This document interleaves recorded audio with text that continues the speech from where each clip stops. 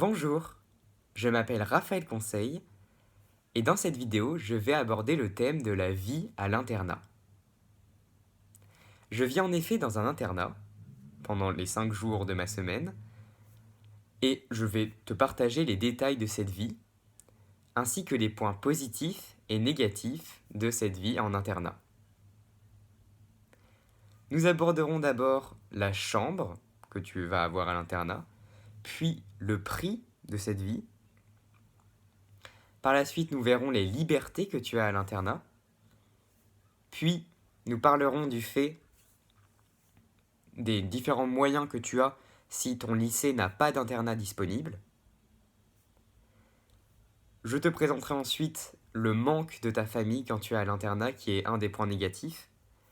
Et on finira par faire une conclusion pour remettre toutes les idées en place. Tout d'abord, il est important de parler de la chambre.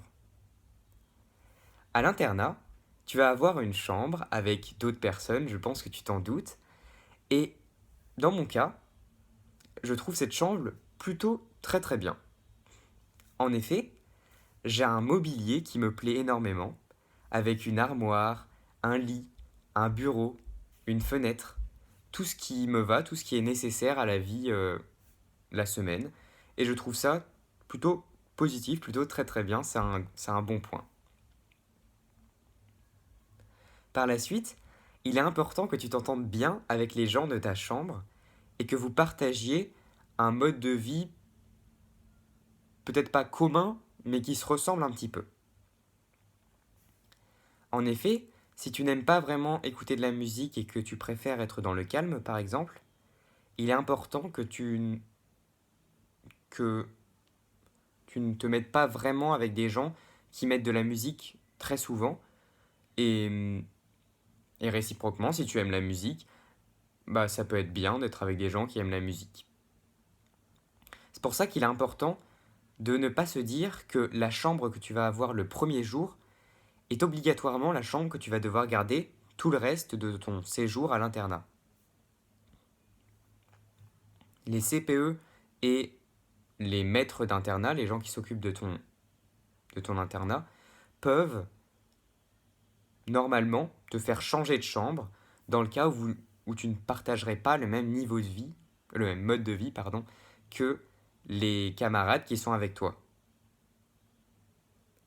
Il est en effet important que tu te sentes bien dans cette chambre et que tu aies envie de retourner à l'internat le dimanche soir.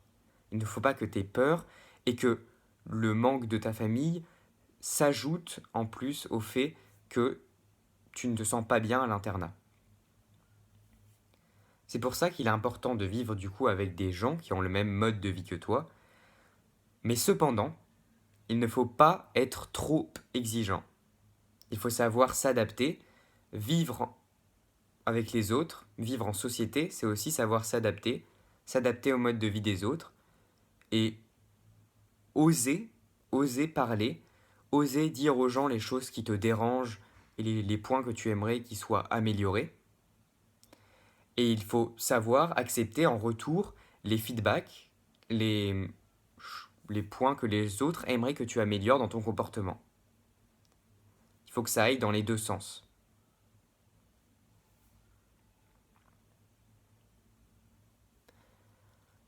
De plus, à l'internat, dans ta chambre, tu vas avoir de nombreuses règles à respecter. Je dis nombreuses, mais en réalité ça va, il n'y en a pas un nombre extraordinaire. Tu vas surtout devoir par exemple ouvrir la fenêtre le matin, pour pas que ça ne sente trop mauvais dans la chambre, je pense que tu t'en doutes. De plus, il faut faire son lit le matin. Ça c'est plutôt rapide, ça prend 2 minutes maximum. Et il est aussi important de ranger, il ne faut pas que toutes tes affaires soient étalées sur le sol, car sinon les femmes ou hommes de ménage vont avoir un travail énorme, et je pense pas qu'ils en aient très envie. Il faut savoir respecter les autres aussi. Donc en gros, tu as quelques règles qu'il faut absolument respecter, mais qui ne te prennent pas hyper longtemps. En 5 minutes, 10 minutes maximum, ça c'est fait, et chaque matin, tu peux le faire plutôt facilement.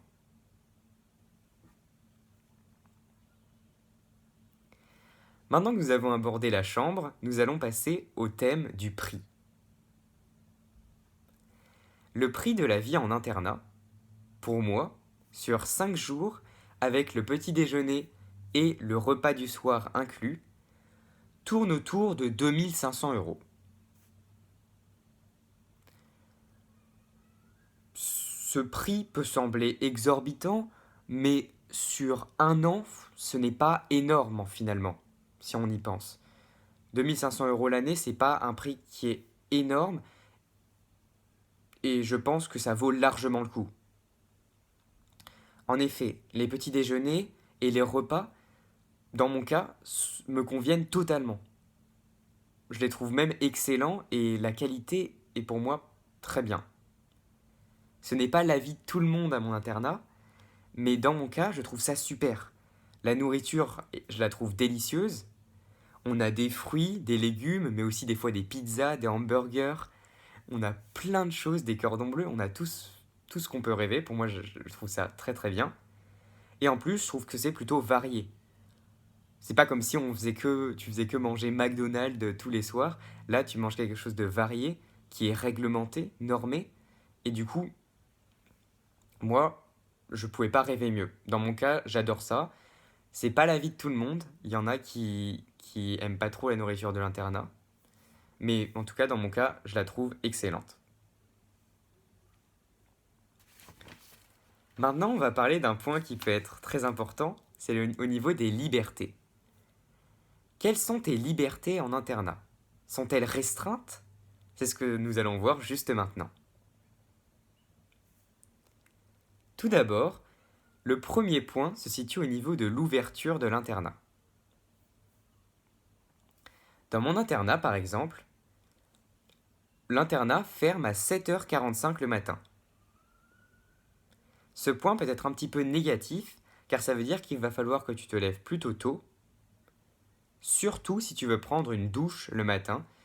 Et donc là, il va falloir que tu te lèves dans mon cas, il faut se lever vers 6h50. Si tu prends pas de douche, cependant, ça va.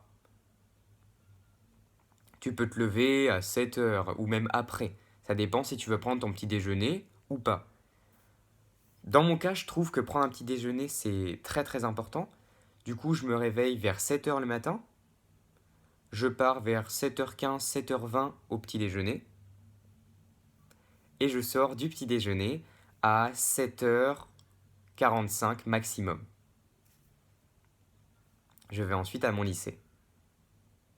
Donc ça, c'était pour le matin, les libertés au niveau des horaires le matin.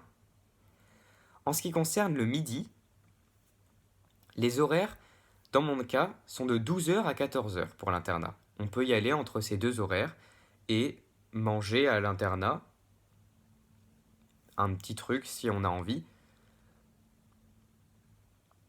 Voilà. Pour le soir, c'est là que c'est le plus embêtant, ça peut être le plus embêtant, c'est 17h50. Cela veut dire que tu vas être obligé de rester au CDI ou au foyer de ton lycée ou de ton école, un endroit où tu vas pouvoir rester, dans le cas où tu finis plus tôt que cet horaire. Cependant, normalement, tu vas avoir des devoirs à faire, donc ça ne devrait pas non plus être super embêtant. Tu fais tes devoirs, et comme ça, après, quand tu es à l'internat, tu peux profiter un peu de ta soirée, ou finir tes devoirs s'il t'en reste encore. Normalement, tu vas t'habituer à ces horaires et tout va très bien se passer. Et en même temps, il faut comprendre que les CPE et les personnes qui s'occupent de ton internat, normalement, elles s'occupent aussi en même temps du lycée, et donc elles ne peuvent pas tout faire en même temps. C'est logique. De plus, à l'internat, tu vas être moins libre que chez toi, comme tu viens de t'en rendre compte. Mais, par exemple, dans mon cas, je fais l'option théâtre à mon lycée, et si tu informes les CPE ou les personnes qui s'occupent de ton internat, normalement, elles vont te laisser sortir le soir, dans le cas où tu as des spectacles comme moi, à aller voir, ou une fois dans la semaine, tu peux faire une sortie pour aller, par exemple, à un club qui, qui, euh, qui prend place la semaine. Par la suite, il y a aussi dans mon cas une pause entre 21h et 21h30. Cela me permet par exemple quelquefois d'aller prendre l'air ou d'aller jouer. Je sais que de temps en temps des gens jouent au volleyball par exemple dans la cour de mon internat et donc ça peut faire plaisir d'avoir une petite pause comme ça dans la soirée. De plus, il y a souvent des associations sportives dans les internats.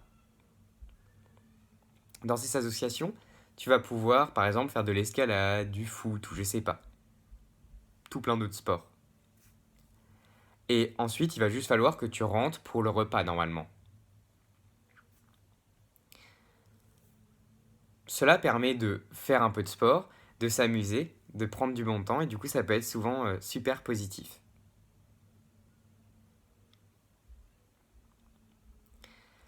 Tu as donc vu que l'internat possède quelques restrictions, mais c'est normal, mais également beaucoup de liberté.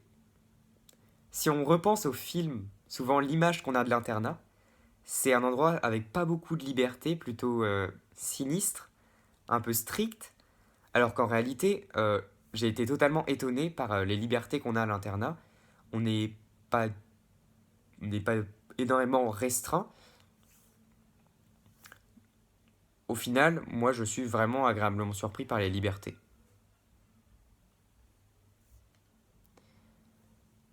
Maintenant, on va s'attaquer au quatrième point, qui est la question qui revient très souvent de savoir que faire quand je n'ai pas d'internat dans mon lycée. Ou dans ton lycée, dans ta classe prépa, ou n'importe quel établissement. Dans ce cas-là, il va falloir que tu cherches autour de ton établissement s'il y a un internat. C'est par exemple ce qui m'est arrivé, car dans mon lycée, je n'ai pas d'internat. J'ai donc regardé les internats se situant aux alentours, et j'en ai trouvé 2. Cela montre bien qu'aujourd'hui, les internats sont plutôt très développés, et que c'est plutôt facile, dans les villes en tout cas, de trouver des internats autour de son lycée ou de sa classe prépa, etc. Maintenant, on s'attaque au cinquième point, qui est l'un des points majeurs et l'un des gros points négatifs de l'internat, c'est le manque de ta famille. Au début, tu vas te dire, ou même avant que tu ailles à l'internat, tu vas te dire que ça va aller. Que ta famille va te manquer, certes, mais tout va bien se passer. C'est ce qui va se passer en réalité, tout va bien se passer. Cependant, ta famille, dans mon cas en tout cas, elle me manque beaucoup. Ma famille me manque beaucoup, beaucoup la semaine. Et surtout le dimanche soir, quand tu dois retourner à l'internat, c'est le moment le plus triste. C'est très triste, car tu as passé ton week-end avec ta famille et tu dois retourner à l'internat. Néanmoins, il faut toujours se dire que si tu as décidé d'aller à l'internat, ou si tu dois aller à l'internat, c'est qu'il y a une bonne raison. De plus, il faut penser que c'est seulement 5 jours. Tu vas pas quitter ta famille pour 3 mois. En plus, souvent c'est pour ton bien, c'est pour que tu sois proche de ton établissement, et que au final, tu aies beaucoup moins de trajets qui te fatiguent et qui te prennent toute ton énergie. Un conseil que je te donne et que moi j'applique, c'est d'appeler ma famille tous les soirs. Ça me fait un bien fou de les entendre et ça me redonne un boost d'énergie pour les jours qui restent avant que je les revoie. Tu peux même faire des appels WhatsApp où tu mets la vidéo et là ça me fait en tout cas dans mon cas énormément de bien et ça me fait très plaisir. Il est également important de se faire des amis forts, de se créer des fortes amitiés au sein de ton internat pour que par exemple le soir tu ne manges pas tout seul, que tu puisses discuter avec quelqu'un et que ça te fasse un peu t'évader, oublier ton stress de la journée comme tu le ferais normalement avec ta famille.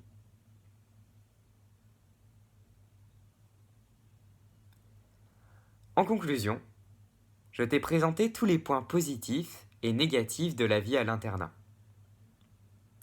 Tu as pu découvrir qu'il y a des chambres qui sont plutôt bien meublées, que moi je trouve personnellement très très bien. Ce n'est également pas trop cher au niveau de l'année, 2 500 € environ dans mon cas. Tu as également pu voir qu'on est plutôt libre à l'internat. On a certes quelques limites, on ne doit pas dépasser des limites, on a des restrictions quelquefois, mais on a toujours beaucoup de liberté. Il ne faut pas se fier aux films ou aux images que tu as pu voir des internats qui sont aujourd'hui un petit peu démodés. Par la suite, l'internat a énormément de points positifs, mais également quelques points négatifs, comme on a pu voir. Le point majeur se situe au niveau du manque de ta famille. Et un autre point négatif peut être au niveau des restrictions d'horaire, par exemple, qui vont faire que tu vas devoir rester au foyer ou au CDI le soir après les cours. En somme, j'espère que tu as aimé cette vidéo. Si c'est le cas, n'hésite pas à mettre un pouce bleu, à t'abonner, pourquoi pas à partager et à mettre un commentaire car ça me fait toujours super plaisir de voir vos retours sur mes vidéos.